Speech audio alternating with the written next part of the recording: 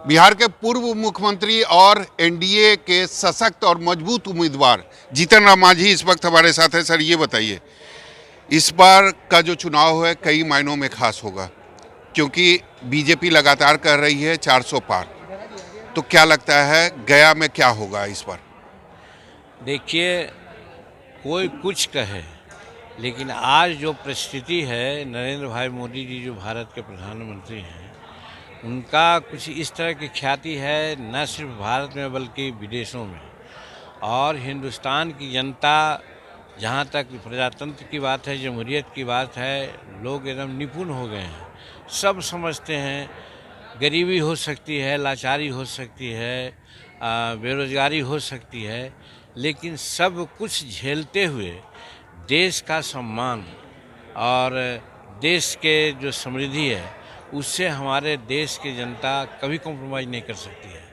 और इस माने में हमारे नरेंद्र भाई मोदी जी, हम समझते हैं आज 44 साल से हम राजनीति कर रहे हैं बिहार का, और कहिए हिंदुस्तान से भी संबंधित हैं। इस प्रकार का प्रधानमंत्री जो देश के बारे में इतना सोचते हों और करते हों, दृढ़ इच्छा उनकी होती है, जो इरादा है उसको इम्प्लीमेंट करते हैं, ऐसा कोई नहीं हुआ। और एक चीज़ हम नहीं कर रहे हैं, यहाँ गांव के बच्चा बच्चा लोग बोल रहा है कि अबरी बार नरेंद्र मोदी जी और 400 पार का नारा लोग लगा रहा लेकिन है। सर, अगर गया लोकसभा क्षेत्र की बात करें तो मुझे नहीं लगता है कि अभी तक कोई ऐसा सांसद मिला है गया को जो विकास की लंबी लकीर खींच पाया है। तो आप उस कमी को पूरा करेंगे? देखिए, मैं ये नहीं कहता हूँ, जनता महान है, जनता जिनको आशीर्वाद दिया है सभी अच्छे होते हैं और सभी अच्छे रहे हैं। हम किसी के बारे में कुछ लेकिन नुक्ता क्षेत्र का विकास नहीं हुआ। लेकिन क्षेत्र की कुछ ऐसी बुनियादी समस्याएं हैं जिसके बारे में सोचना चाहिए। हमको लगता है उस पर निगाहें नहीं कोई गई है। जैसे आप देखते हैं कि ताज कॉरिडोर बना है, वो मथुरा का बना है, अन्य जगहों में बना है। हमारे यहाँ पितृपक्ष मेला लगती है, करोड़ों लोग साल में आते हैं, तो क्या विष्णुपद कॉरिडोर नहीं बन सकता है? और जो कॉरिडोर बन जाए तो हम समझते हैं कि यहाँ पर और पर्यटक लोग आवेंगे देश विदेश से, और पर्यटन से बिहार को और भारत को बहुत फायदा होगा। उसी प्रकार से विष्णुपद भी है, और फिर अंतर्राष्ट्रीय जगह हमारा बोध गया है। बोध गया को भी कॉरिडोर में शामिल नहीं किया गया है। ये दोनों को अगर कॉरिडोर में हम शामिल करते हैं तो हमारा पक्का इरादा है कि बिहार का जो हमारा एनुअल प्लानिंग होता है, उसका आधा भाग यही दोनों पर्यटन केंद्र से हम लोग निकाल सकते हैं, जो आज तक हमारे माननीय सांसद लोगों के दिमाग में नहीं लाई गई है बात, इसलिए नहीं कहा। तो ये दोनों बात आती है। बोध गया की बात सब कोई कहते हैं, हम लोग आगरा घूमते हैं, मथुरा घूमते हैं और सब जगह घूमते हैं। सब जगह विकास प्राधिकार बना हुआ है, और विकास प्राधिकार बनता है तो उस जगह की गरिमा बढ़ती है, वहाँ लॉ एंड ऑर्डर ठीक होता है, वहाँ आईएएस आईपीएस अफसर की प्रतिष्ठा अपना होती है, विकास की गंगा बहती है। तो क्या बोध गया जो अंतर्राष्ट्रीय जगह है उसको विकास प्राधिकार नहीं बनना चाहिए? और बनना चाहिए तो फिर इसके लिए प्रयास होना चाहिए था, जो नहीं हुआ। मेरे दिमाग में ये सब बात आप करेंगे घूमती है। प्रयास? अब जब ये बातें सामने आ रही है तो आज के समय में हम कहते नहीं हैं, 44 वर्ष का मेरा राजनीतिक जीवन है, हम कुछ कहते नहीं हैं, जो मन में होता करते हैं। करने के बाद लोगों के सामने हम आते हैं कि हमने ऐसा किया। आजकल ये भी चर्चा बिहार में खूब हो रही है, आप अयोध्या गए, मंदिर का दर्शन किए, सब लोग कह रहे हैं कि ये वही जीतन राम मांझी हैं जो कभी भगवान राम को काल्पनिक कहते थे, आज अयोध्या जाके दर्शन कर रहे हैं। आप यही पूछना ही चाहते होंगे मेन चीज़, चूँकि इस पर बहुत बातें हो गई।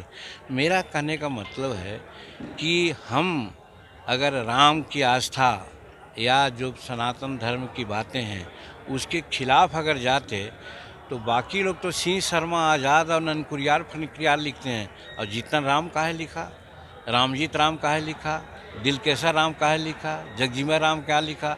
तो सच्चा राम के भक्त तो हम लोग हैं। हम लोग दिखावा के लिए नहीं करते हैं, बाकी तो दिखावा की बात करते हैं। यही दिखावापन पर हमारी चोट है कि आप दिखावा करते हो, राम को मानते नहीं हो। हम दिखावा नहीं करते हैं, लेकिन राम को हम आत्मसात किए हैं। हमारी आदि माता सबरी राम को किस रूप में बुलाने के लिए जतन प्रयास की, और राम वहाँ पर गए, और राम कृपा करके उनको अभिधा भक्ति का दिया वरदान। किसी भी संत मुनि को अभिधा भक्ति का परिणाम नहीं मिला है, तो जो हमारी माता है, हमारे जो लोग हैं, उनको इस प्रकार का राम की कृपा आई है, तो हम लोग अलग कैसे हो सकते हैं। हाँ, कुछ बातें होती है उसको कहीं कहीं कोट किया जाता है। जैसे हम कहीं बात कहते थे, राहुल संस्कृत्यायन है, डिस्कवरी ऑफ इंडिया है, ये सब में कुछ बातें लोग लिख देते हैं, उसको कभी काल बोल देते हैं, तो लोग कहते हैं कि राम का विरोध करते हैं। राम का विरोध हम लोग नहीं करते, दिल से हम राम की पूजा करते हैं, और राम के बल पर ही, भगवान की कृपा ही से एक मजदूर का बेटा, एक मजदूरनी का बेटा मुख्यमंत्री के कुर्सी तक चला गया। उसका कोई राजनीतिक पहचान नहीं थी और न कोई बैकअप था, लेकिन कैसे गया? सिर्फ और सिर्फ माँ सबरी के संतान होने के नाते उनकी कृपा से हम लोग आगे गए हैं, जिसमें राम का बहुत बड़ा महत्व है। हम राम को कैसे भूल सकते हैं? लेकिन हम दिखावा नहीं करते हैं, हम और सब बात जो लोग करते हैं उससे हम थोड़ा भिन्न विचार रखते हैं। सर ये बताइए कि आप 3 बार गया लोकसभा क्षेत्र से चुनाव लड़ चुके हैं, तीनों बार आपकी हार हुई है, तो इस बार आपको क्यों लगता है कि आपकी जीत होगी? देखिए, हम कुछ नहीं, हम लड़ते हैं। जो मैदान में लड़ता है पहलवान, वो जीत हार की चिंता नहीं करता है, वो लड़ता है। तो उसी प्रकार से जब जब कभी हम लड़े हैं, ये गया की जनता को हम अपनी बातें कहने का काम किया है। यहाँ की जनता जिस भी कारण से हो हमारी बात को नहीं सुनी। इस बार जो हम बात कर रहे हैं, हमको लगता है जन जन के लोग ऐसा सोचते हैं कि जीतन मांझी इस बार जीतेंगे, तो बहुत अरसे के बाद कोई ऐसा है जिसको प्रधानमंत्री डायरेक्ट जानते हैं। पर आप जो ना 4 दिन पहले जब हमने होली कामना की बात कही, तो आधा घंटे के अंदर जवाब आया और होली का शुभकामना का आदान प्रदान हुआ प्रधानमंत्री से। है कोई नेता इधर जिसको मतलब खुद से ज़्यादा प्रधानमंत्री पर भरोसा है? निश्चित है, निश्चित। जो यशस्वी प्रधानमंत्री इतना बड़ा और इतना बड़ा हम पर स्नेह रखते हैं, तो आप सोच सकते हैं कि अगर इत्तेफाकन चाहे जो भी हो जनता का आशीर्वाद मिला, तो गया के लिए जो भी मैक्सिमम हो सकता है हम कर सकते हैं। और बहुत सी बातें हमारे मन में है जिसकी चर्चा आपके सामने अभी नहीं किया। तो यहाँ की जनता भी समझ रही है कि जीतन मांझी जाएंगे, तो नरेंद्र भाई मोदी से इतना उनकी नज़दीकी है। चाहे एनडीए की बैठक में जिस प्रकार की तरजीह दी गई, जब उनको स्वागत करने की बात हो गई तो तरजीह दी गई, साथ खाना एक टेबल पर। तो जीतन राम मांझी अगर जीतते हैं तो केंद्र में मंत्री भी बनेंगे? अब ये हम नहीं कर सकते हैं। हमारी कभी कोई ऐसी अपेक्षाएं नहीं रही कि हम मंत्री बनेंगे। हाँ, विधायक बनना चाहते थे। आज सही बात है, कुछ ऐसी बात है तो हम भी चाहते हैं कि सांसद बने। इसके लिए जनता की अदालत में हम आज आवेदन देंगे। सर ये बताइए, आखिरी सवाल है, आपके सामने जो प्रत्याशी हैं कुमार सरजीत, युवा जोश है, पढ़े लिखे हैं, क्या कहेंगे उनके बारे में? अगर पढ़े लिखे हैं अच्छी बात है, तो अगला व्यक्ति कोई अंगूठा छाप नहीं है। अगर वो 70, 80, 85 में पढ़े हैं, तो अगला व्यक्ति 66 में ऑनर्स ग्रेजुएशन किया है। एक लंबी उसका ये है। और जहाँ तक और बातें हैं, हम नहीं कहेंगे उनके बारे में, गया की जनता जानती है। और हम भी अपने बारे में भी नहीं कहेंगे। गया की जनता और बिहार की जनता, इवन भारत की जनता जानती है कि जीतन मांझी कौन है। बड़े अंतर के साथ जीतन राम मांझी की जीत होगी? ये जनता के ऊपर है, इसके बारे में हम कुछ नहीं कर सकते हैं।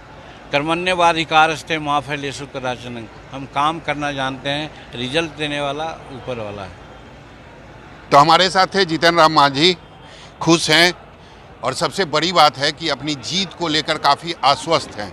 उनका कहना है कि हमने अपना जो कर्म है, हम अपना कर्म कर रहे हैं, बाकी भाग्य आगे किस्मत क्या होगी इसका फैसला गया की जनता करेगी। कैमरामैन ऋषि के साथ सौरभ कुमार, गया, न्यूज़ 24।